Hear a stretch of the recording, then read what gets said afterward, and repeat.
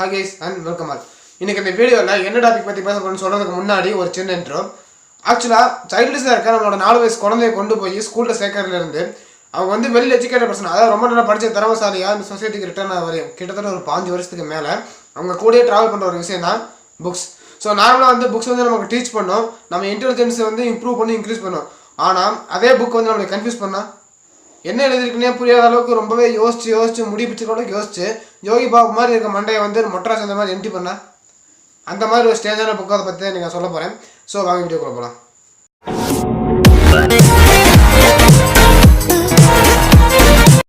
So இந்த book பற்றி first ஒரு விஷயம் சொல்லிடுறேன். அது என்னன்னா, இந்த புக்கு வந்து ஒரு கான்ஸ்பிரன்சி தியரி. அதாவது என்னன்னு பார்த்தீங்கன்னா, முழுசாக தெரியாத ஒரு விஷயத்து மேலே மூட நம்பிக்கை வைக்கிறதுன்னு சொல்லலாம்.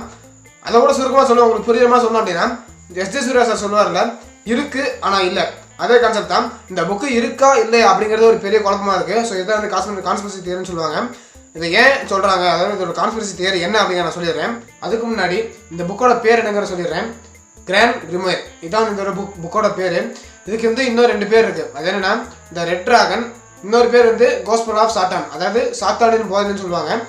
சாத்தான் அப்படிங்கிறது என்ன பார்த்தீங்கன்னா, பேய்களுக்கு எல்லாம் ஹெட் ஆஃப் தி டிபார்ட்மெண்ட். அதாவது எந்த பேர் இருந்தாலும், கஞ்சனிங்காக இருந்தாலும், இட்டாக இருந்தாலும், மம்மியாக இருந்தாலும், எல்லா பேருக்கும் வந்து ஹெட் ஆஃப் தி டிபார்ட்மெண்ட். அதுக்கு தான் வந்து லீடர்னு வச்சுக்கோங்க. சுருக்கமாக சொல்ல அப்படின்னா, ஜீசஸ் கிறிஸ்ட் வந்து எந்த அளவுக்கு ஒரு நல்ல சக்தியோ அதுக்கு ஈக்குவலான ஒரு பவர் இருக்க கெட்ட சக்தி தான் வந்து சாத்தான். ஸோ இதை வந்து சாத்தான் சொல்லுவாங்க. சாத்தானின் போதனை அப்படிங்கிறத இந்த புக்கோட பேர், இந்த புக்கோட இந்த பேரோட அர்த்தம். ஸோ இந்த புக்கை வந்து ஏன் கான்ஸ்பிரசி தியரின்னு சொல்கிறாங்க அப்படின்னு பார்த்தீங்கன்னா, ஸ்டார்டிங்கில் வந்து அந்த ரோமில் இருக்க கத்தோலிக்க திருச்சபைன்னு சொல்லுவாங்கல்ல, அங்கே இருக்க அந்த சர்ச்சில் இருக்கவங்க வந்து இந்த புக்கு வந்து நமக்கு தான் சொந்தம், இந்த புக்கு வந்து எங்களுக்கு தான் சேரணும் அப்படின்னு சொல்லிட்டு கிளைம் பண்ணியிருந்தாங்க. ஸோ இந்த புக்கு வந்து நாங்கள் தான் ஓனர் சொல்லிட்டு கிளைம் பண்ணியிருந்தாங்க. இதை கேட்குறப்ப உங்களுக்கு என்ன தோணுது? இந்த புக்கு இருக்குன்னு தோணுதா? தப்பு இல்லை. இன்னொரு விஷயம் சொல்கிறத கேளுங்க.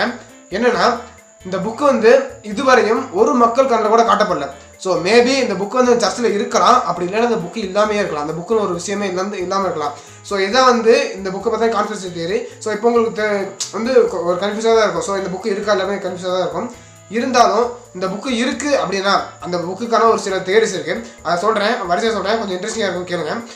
என்னென்னா, இந்த புக்கு வந்து ஆக்சுவலாக 1750ஆம் வருஷம் ஜெருசலேமில் இருக்க சாலமன் அப்படிங்கிற ஒருத்தரோட கல்லறையிலேருந்து எடுத்ததாக சொல்கிறாங்க. இந்த புக்கு வந்து எடுத்ததாக தான் சொல்கிறாங்க, அதாவது கண்டுபிடிச்சதாக தான் சொல்கிறாங்களே தவிர இந்த புக்குக்கான ஒரு குறிப்பிட்ட டேட், அதாவது இந்த டேட்டில் தான் எழுதப்பட்டுச்சு அப்படிங்கிறது வந்து இதுவரை யாருமே சொல்ல, குறிப்பிடப்படலைன்னு சொல்கிறாங்க. அந்த புக்கான ஒரு டேட் இல்லைன்னு சொல்கிறாங்க. இருந்தாலும் இன்னொரு தியரி என்ன அப்படின்னா, நான் சொல்கிற தியரிஸ் எல்லாமே ஒன்றுக்கு பின்னாடி அப்படியே கொஞ்சம் முரண்பாடாக தான் இருக்கும். ஒரு தியரி வந்து இன்னொரு தியரி வந்து மறுக்கிற மாதிரி தான் இருக்கும். ஸோ வந்து கொஞ்சம் கரெக்டாக அண்டர்ஸ்டாண்ட் பண்ணிக்கோங்க. முடிஞ்ச அளவுக்கு வந்து நான் கிளியராக எக்ஸ்பிளைன் பண்ணுறேன். ஸோ என்னென்னா, இந்த புக்கு வந்து கண்டுபிடிச்சதாக சொன்னாங்களே தவிர இந்த புக்கான ஒரு குறிப்பிட்ட டேட் வந்து இதுவரை யாராலுமே சொல்லப்படலை, அந்த சர்ச்சில் இருக்கவங்களாலையும் சொல்லப்படலை. ஸோ இது என்ன சொல்கிறாங்கன்னா, இதுக்கான இன்னொரு தியரி என்ன அப்படின்னு பார்த்தீங்கன்னா, இந்த புக்குக்குள்ளே வந்து நார்மலாக ஒரு புக் எடுத்து நீங்கள் படிக்கிறீங்க அப்படின்னா அந்த புக்கில் வந்து அதோட டேட் எந்த டேட்டில் வந்து எழுதுனாங்க அப்படின்ட்டு டேட் வந்து போட்டிருப்பாங்கல்ல, அதே மாதிரி இந்த புக்கில் வந்து 1522 AD அந்த வருஷத்தில் எழுதப்பட்டுன்னு சொல்லி போட்டிருக்காங்க. அதாவது இந்த புக்கு வந்து 1522 சேர்ந்தது அப்படின்னு சொல்கிறாங்க. இது ஒரு தியரி. இந்த தியரி அப்படியே மறுக்கிற மாதிரி இன்னொரு தியரி இருக்குது. அது என்னென்னா, 1522 போட்டிருக்க இந்த புக்கு வந்து ஒரிஜினல் கிடையாது, இது வந்து ஒரு காப்பி. இதோட ஒரிஜினல் புக் வந்து எப்போ எழுதப்பட்டுச்சுன்னு பார்த்தீங்கன்னா 1200ஆம் வருஷத்துல தான் வந்து இந்த புக் வந்து எழுதப்பட்டுச்சு. அதாவது 1200 கிட்டத்தட்ட 1200க்குள்ளே அப்போ வந்து எழுதப்பட்டுச்சு அப்படின்னு சொல்லிட்டு சொல்கிறாங்க. இது வந்து இன்னொரு தியரி. ஸோ இந்த புக்கை வந்து யார் எழுதியிருப்பாங்க அப்படின்னு கேட்டிங்கன்னா, நான் வந்து இதுக்கு முன்னாடி ஒரு சின்ன எக்ஸாம்பிள் கொடுத்துட்றேன். எப்படின்னா, நான் நிறைய வீடியோஸ் வந்து சொல்லியிருப்பேன், ஜாக் த ரிப்பர் அப்படிங்கிற கேரக்டர்னு சொல்லியிருப்பேன். இந்த கேரக்டர் வந்து கரெக்டாக இந்த பர்சன் தான் அப்படின்னு வந்து சொல்ல முடியாத மாதிரி, இவர் தான் வந்து இந்த ஜாக் த ரிப்பர் அப்படின்னு சொல்ல முடியாத மாதிரி ஒரு கான்ஸ்பிரசியாக இருக்கிற ஒரு தியரி தான் வந்து இந்த ஜாக் த ரிப்பர் அப்படிங்கிறதும். ஸோ அதே மாதிரி ஹார்னரிஸ் ஆஃப் தெப்ஸ் அப்படிங்கிற ஒரு கேரக்டரோட அந்த கேரக்டர் தான் வந்து இந்த புக்கை வந்து எழுதியிருப்பாங்க அப்படின்னு சொல்லிட்டு நம்பப்படுது இதுவரையும். ஸோ அந்த ஹார்னரிஸ் ஆஃப் தெப்ஸ் அது யாருன்னு பார்த்தீங்கன்னா, தெபன் அப்படிங்கிற ஒரு லாங்குவேஜ், அதாவது ஒரு மொழியை உருவாக்குறவர் தான் இந்த ஹார்னரிஸ் ஆஃப் தெப்ஸ்ன்னு சொல்லிட்டு சொல்கிறாங்க. இருந்தாலும் இந்த கேரக்டருக்கு வந்து இந்த பர்சன் தான் கரெக்டாக இருப்பாங்க அப்படின்னு சொல்கிற மாதிரி ஒரு 2 பேர் சொல்கிறாங்க. நம்ம யாருன்னா, முதல் போப் ஹானரியஸ், 3ஆம் போப் ஹானரியஸ், இந்த 2 பேர் தான் சொல்கிறாங்க. கிட்டத்தட்ட இந்த புக்கோட கம்பேர் பண்ணி பார்க்குறப்ப சொல்லப்படுற ஒரு விஷயம் என்னென்னா, 3ஆம் போப் ஹானரியஸ் தான் வந்து இந்த ஹானரியஸ் ஆஃப் தெப்ஸாக இருக்கலாம் அப்படின்னு சொல்கிறாங்க. இதுக்கு என்ன காரணம்னா, 3ஆம் போப் ஹானரியஸ் வந்து 1148 பிறந்து 1227 வரை இருந்திருக்காரு. அப்போ பிறந்து அதுக்குள்ளே இறந்துருக்காரு. ஸோ இந்த புக்கோட டைம் பார்த்தீங்கன்னா 1200 சொல்கிறாங்க. ஸோ மேபி வந்து இந்த போப் ஹானரிஸ் 3ஆம் போப் ஹானரிஸ் தான் வந்து இந்த புக்கை எழுதிருக்கலாம் அப்படின்னு சொல்லப்படுது. ஸோ இது வந்து இந்த புக்கை யார் எழுதினாங்க அப்படிங்கிற விஷயம். ஸோ நெக்ஸ்ட் வந்து இந்த புக் அதாவது இந்த புக்கை பற்றின ஒரு விஷயம், இந்த புக்கில் என்ன இருக்குது, என்ன கண்டென்ட் இருக்குது அப்படிங்கிற ஒரு விஷயம். மூணாவது வந்து இந்த புக்கு வந்து எப்படி எழுதப்பட்டுச்சு, இந்த 3 விஷயத்தை இப்போ சொல்கிறேன். இதுக்கான தியரிஸ் என்னன்னு பார்த்தீங்கன்னா, இந்த புக்கில் வந்து அதை நார்மலாக வந்து எந்த ஒரு புக்காக அந்த மாதிரி கிழிச்சிங்கன்னா கிழிஞ்சிடும், எரிச்சிங்கன்னா எரிஞ்சிடும். பட் இந்த புக்குக்கு வந்து எந்த ஒரு டெஸ்ட்ராயும் ஆகாது, எந்த ஒரு டேமேஜ் வந்து ஆகாது. எரிச்சிங்கன்னா எரிக்க முடியாது, கிழிச்சிங்கன்னா கிழிக்க முடியாது. அந்த மாதிரி எந்த ஒரு சின்ன பாதிப்பு கூட அந்த புக்குக்கு வராது. ஸோ அந்தளவுக்கு வந்து இந்த புக்கு இருக்குது. அப்படி இந்த புக்கில் அப்படி என்னதான் இருக்குது, ஏன் கிளியாதுன்னு சொல்கிறேன், ஏன் டேமேஜ் ஆகுதுன்னு சொல்கிறேன் அப்படின்னு கேட்டிங்கன்னா, இந்த புக்கில் இருக்க விஷயம் வந்து ரொம்ப இன்ட்ரெஸ்டிங்கானது. இந்த கிரிமோயர் அப்படிங்கிற புக்கை வந்து டெக்ஸ்ட் புக் ஆஃப் மேஜிக் அப்படின்னு சொல்கிறாங்க. ஸோ மேஜிக் சம்மந்தப்பட்ட புக்கு தான். ஸோ இதில் வந்து நல்ல மேஜிக் இருக்கலாம், கெட்ட மேஜிக் இருக்கலாம், எதுவாக வேணாலும் இருக்கலாம். இருந்தாலும் குறிப்பாக சொல்கிற விஷயம் என்ன பார்த்தீங்கன்னா, நான் ஏற்கனவே இந்த புக்கை பற்றி சொன்னேன். இந்த புக்கோட பேர் என்னென்னா காஸ்பல் ஆஃப் சாத்தான் அப்படின்னு. ஸோ இந்த சாத்தானோட போதனை அப்படின்னா என்ன பார்த்தீங்கன்னா, இந்த புக்கில் வந்து உலகத்தில் நம்ம பூமியில் எந்த இடத்துல இருந்து வேணாலும் எந்த டைமில் வேணாலும் ஒரு சாத்தானையோ இல்லை மற்ற பேய்களையோ, உதாரணத்துக்கு வந்து அந்த மம்மி படத்தில் வந்து மம்மியை வந்து எழுப்புறதுக்காக ஒரு புக்கு வாசிப்பாங்கல்ல, அந்த மாதிரி சாத்தானையோ இல்லை மற்ற பேய்கள் எந்த பேய்களாக இருந்தாலும் எழுப்புறதுக்கான ஒரு இன்ஸ்ட்ரக்ஷன்ஸும் அந்த ஒரு ப்ரொசீஜர்ஸும் வந்து மந்திரங்களும் வந்து இந்த புக்கில் இருக்குது. ஸோ இப்படி சொல்கிறாங்க. ரெண்டாவது சொல்லப்படுற விஷயம் இந்த புக்கில் என்ன இருக்குது அப்படின்னு பார்த்தீங்கன்னா, 11th 12th படிச்சிருந்தீங்கன்னா உங்களுக்கு தெரியும், ஜூதாஸ் இஸ்கேரியத் அப்படின்னு சொல்லிட்டு ஒரு பாடம் இருக்கும், அதாவது சப்ளிமெண்ட்ரி ரீடர் இருக்கும். அதில் அப்படி என்ன சொல்லி அந்த புக்கில் அந்த பாடத்தில் வந்து அப்படி என்ன சொல்லிப்பாங்க பார்த்தீங்கன்னா, ஜீசஸோட ஒரு பெயிண்டர் வந்து ஒரு ஜீசஸ் வந்து வரையலாம்னு ஆசைப்படுவார். ஸோ ஜூதாஸ் இஸ்கேரியத் அப்படிங்கிற ஒரு கேரக்டருக்கு வந்து ஒரு தேவைப்படுவாங்க. ஸோ அந்த ஜூதாஸ் இஸ்கேரியத் அப்படிங்கிறது யாருன்னு பார்த்தீங்கன்னா சாத்தான். அதுக்கு ஆப்போசிட்டாக வந்து சைல்டு ஜீசஸ். ஸோ இந்த 2 இமேஜஸுமே வந்து வரைவார் அப்படின்னு சொல்லிட்டு அந்த பாடம் இருக்கும், சப்ளிமெண்ட்ரி வந்து அந்த மாதிரி இருக்கும். ஸோ இந்த 2 இமேஜஸுமே இந்த புக்கில் இருக்கலாம் அப்படின்னு சொல்லிட்டு சொல்கிறாங்க. ஸோ இது வந்து ரெண்டாவது. இந்த புக்கில் மூணாவதாக சொல்லப்படுற கண்டென்ட் பற்றின விஷயம் என்ன பார்த்தீங்கன்னா, இந்த புக்கில் வந்து பைபிளில் இருக்க மிராக்கலான விஷயங்கள்லாம் வந்து இந்த புக்கில் இருக்கலாம். உதாரணத்துக்கு எப்படின்னா, நான் வந்து டிவியில் ஒரு சீன் பார்த்தேன். என்னென்னா, ஜீசஸ் கையில் வந்து அப்பமும் மீனும் ரொம்பவே கம்மியான எண்ணிக்கையில் இருக்கும். அதை வந்து அவர் வந்து ஏதோ ஒரு மேஜிக்கல் பவர் யூஸ் பண்ணி அதை வந்து இன்க்ரீஸ் பண்ணி எல்லாருக்கும் வந்து சாப்பிட கொடுப்பாரு. ஸோ இந்த மாதிரி மேஜிக்கல் அந்த மிராக்கலான விஷயங்கள்லாம் வந்து பைபிளில் இருக்கும்ல, அதே விஷயங்கள் வந்து இந்த காஸ்பல் ஆஃப் சாத்தான் இந்த கிரிமோயர் அப்படிங்கிற புக்லையும் இருக்குன்னு சொல்லியிருக்காங்க.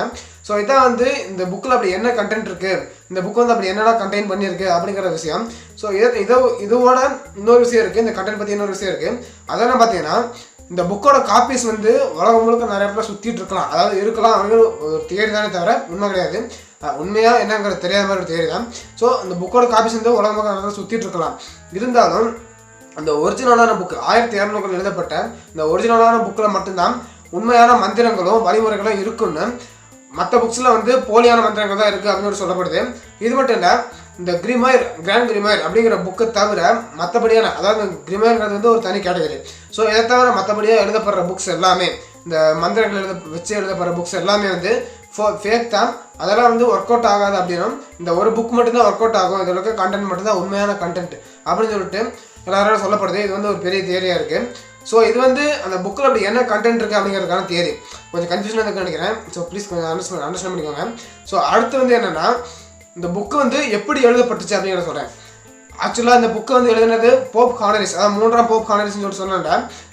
போப் அப்படிங்கிறவங்க வந்து யாருன்னு பார்த்தீங்கன்னா, மனித நிலைக்கு, அதாவது ஒரு மனுஷனாக இருக்க அந்த ஸ்டேஜை கடந்து ஒரு தெய்வத்துக்கு ஈக்குவலாக இருக்க ஒரு ஸ்டேஜில் வந்து இந்த போப் அப்படிங்கிற சொல்லுவாங்க.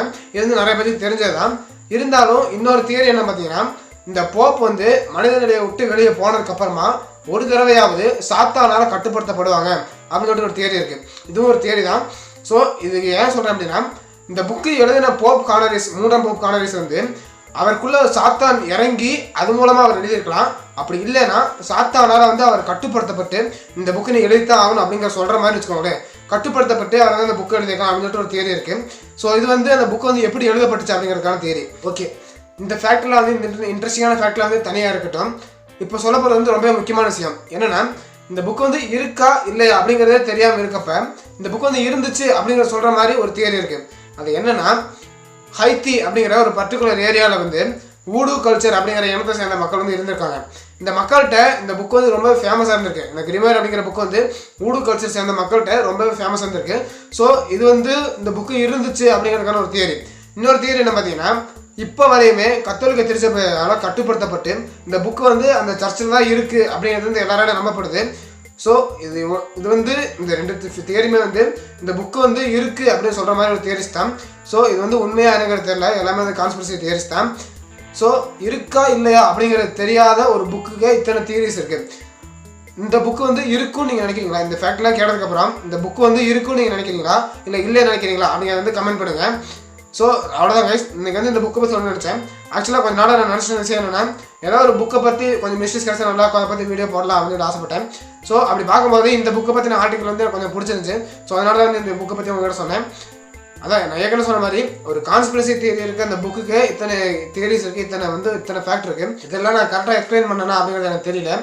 இருந்தாலும் இந்த வீடியோ உங்களுக்கு பிடிச்சிச்சு அப்படின்னா லைக் பண்ணுங்கள், பிடிக்கலன்னா கமெண்ட் பண்ணுங்கள், கண்டிப்பாக ஷேர் பண்ணுங்கள், மறக்காமல் சப்ஸ்கிரைப் பண்ணுங்கள். முக்கியமாக போகிறதுக்கு முன்னாடி பெல் அடிச்சு போயிருங்க, ஏன்னா அப்போ தான் நீங்கள் அடிக்கடி மீட் பண்ண முடியும். ஸோ நாளைக்கு வந்து ஒரு நல்ல டாப்பிக்கோட மீட் பண்ணுறேன். Bye guys.